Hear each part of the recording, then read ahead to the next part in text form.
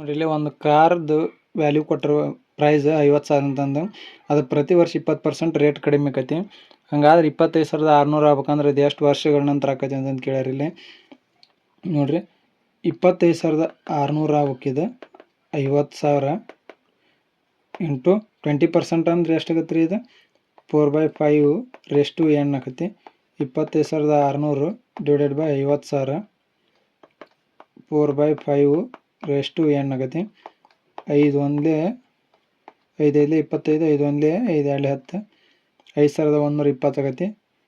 ಮತ್ತು 0 ಕ್ಯಾನ್ಸಲ್ ಆಗತ್ತಿದೆ.